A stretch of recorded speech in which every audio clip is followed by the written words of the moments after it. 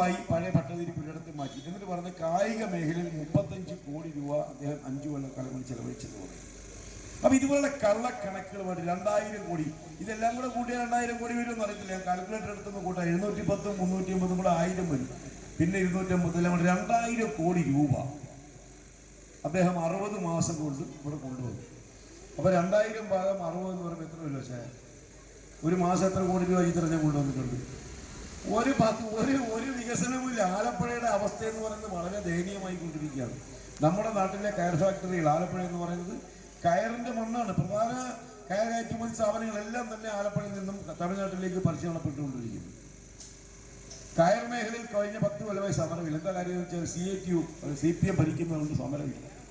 May മാസം 15-ാം തീയതി രാവിലെ മുതൽ സമരം തുടങ്ങും. അത് 14-ാം തീയതി ഈ സർക്കാർ പുറത്തു പോകുന്നുള്ള ജനത്തിന് മനസ്സിലായി കഴിഞ്ഞിരിക്കുന്നു.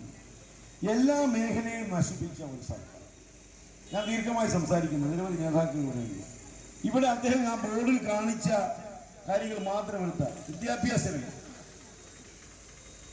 ഇതുപോലെ വിദ്യാഭ്യാസ തകർച്ച ഉണ്ടായിട്ടുള്ള ഒരു കാലയളവ് ഉണ്ടായിട്ടില്ല, കേരളത്തിലെ ചരിത്രത്തിൽ ഉണ്ടായിട്ടില്ല. കുട്ടികൾ കേരളത്തിലെ സർക്കാർ എയ്ഡഡ് കോളേജുകളിൽ പഠിക്കാൻ കേരളത്തിലെ വിദ്യാർത്ഥികൾ തയ്യാറാവുന്നില്ല. ഉന്നത വിദ്യാഭ്യാസ രംഗത്ത് ഒരു സ്ഥാപനമെങ്കിലും കൊണ്ടുവരാനായിട്ട് ഈ 10 കൊല്ലക്കാലം കൊണ്ട് പിണറായി വിജയനെ കൊണ്ട് സാധിച്ചിട്ടില്ല. ആരോഗ്യ മേഖല അദ്ദേഹം ചെലവഴിച്ചതായിട്ട് പറയുന്നത് 167 കോടി രൂപയാണ് 5 കൊല്ലക്കാലം കൊണ്ട്. ആലപ്പുഴ മണ്ഡലത്തിലാണ്. ആലോചിക്കണം, കണിച്ചുകുളങ്ങര മുതൽ ചാവക്കോട്ടപ്പാലം വരെയുള്ള ഈ ചെറിയ 10 മിനിറ്റ് കൊണ്ട് ബൈക്കിൽ ഓടിയെത്താവുന്ന പ്രദേശത്താണ് 167 കോടി രൂപ അദ്ദേഹം മുടക്കിയെന്ന് പറയുന്നത്. അദ്ദേഹത്തിന്റെ മണ്ഡലത്തിന്റെ തൊട്ടപ്പുറത്തെ മെഡിക്കൽ കോളേജിലാണ് ഒരു സർജറി നടന്ന ഒരു സ്ത്രീയുടെ വയറ്റിൽ ശസ്ത്രക്രിയ ഉപകരണം വന്നുപോയി. ആരോഗ്യ രംഗത്ത് എന്താണ് 5 കൊല്ലക്കാലം കൊണ്ട് കിടഞ്ഞ 167 കോടി രൂപ? ആശുപത്രികളിൽ ചെടിച്ചട്ടിയെങ്കിലും ഒരു മൂത്രപ്പുരയെങ്കിലും നിർമ്മിച്ചിട്ട് ഈ കള്ളക്കണക്ക് എഴുതി ഇങ്ങനെ ജംഗ്ഷനുകൾ എഴുതി വെച്ചിരുന്നെങ്കിൽ അതിന് കുറച്ചുകൂടെ അന്തസ്സുണ്ടായി.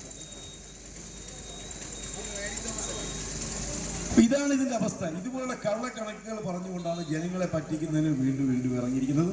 ഏതായാലും ഈ സർക്കാർ പുറത്തു പോകുമെന്ന് ഉറപ്പായി കഴിഞ്ഞിരിക്കുന്നു. ആലപ്പുഴയെ സംബന്ധിച്ചിടത്തോളം നമുക്ക് ഇതിൽ നിന്നൊരു മോചനം ഉണ്ടാകണം. ഐക്യ ജനാധിപത്യ മുന്നണിയുടെ ഒരു സർക്കാർ കേരളത്തിൽ അധികാരത്തിൽ വരുമ്പോൾ അതിന്റെ ഭാഗമായി നിൽക്കുന്ന ഒരു MLA ആലപ്പുഴ മണ്ഡലത്തിൽ നിന്ന് ഉണ്ടാകുക എന്ന് പറഞ്ഞാൽ ആലപ്പുഴ മണ്ഡലം കഴിഞ്ഞ 10 വർഷക്കാലമായി അനുഭവിക്കുന്ന ആ വികസന മുരടിപ്പിന് നമുക്കൊരു പരിഹാരമുണ്ടാവണം. അതിന് നമ്മുടെ സ്ഥാനാർത്ഥിയായി മത്സരിക്കുന്നത് ചുറുചുറുക്കുള്ള ഒരു ചെറുപ്പക്കാരനെയാണ് ഇന്ത്യൻ നാഷണൽ കോൺഗ്രസ് പാർട്ടി ഇവിടെ സ്ഥാനാർത്ഥിയായി തീരുമാനിച്ചിരിക്കുന്നത്. ഒരു ദിവസം മാനത്ത് നിന്ന് പൊട്ടി വീണ ഒരു പയ്യനല്ല. വളരെ ചെറുപ്പത്തിലെ തന്നെ ജനകീയ പ്രശ്നങ്ങൾ ഏറ്റെടുത്തുകൊണ്ട് KSUവിൻ്റെ ഒരു കോളേജ് ഭാരവാഹിയായി തുടങ്ങി ഇപ്പോൾ ജില്ലാ പ്രസിഡന്റായി പ്രവർത്തിക്കുന്ന 30 വയസ്സ് മാത്രമുള്ള മിടുമിടുക്കനായ ഒരു ചെറുപ്പക്കാരനെയാണ് സ്ഥാനാർത്ഥിയായി കണ്ടെത്തിയിരിക്കുന്നത്. നമുക്കറിയാം അദ്ദേഹത്തിന് മർദ്ദനമേറ്റ സംഭവം.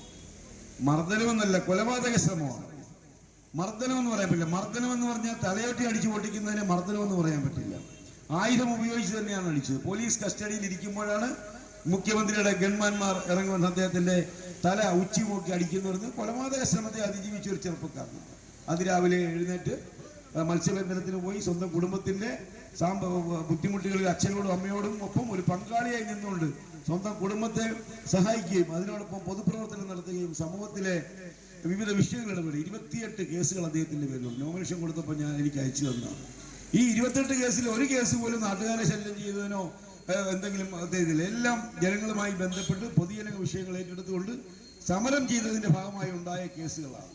അപ്പോൾ നമുക്ക് ഒരു ജനപ്രതി എന്നുള്ളതിൽ പ്രവർത്തിക്കുന്നതിന് കൃത്യമായ ഒരു ചെറുപ്പക്കാരനെ കണ്ടെത്തിയിരിക്കുകയാണ്. പുതിയ തലമുറയെ നമ്മൾ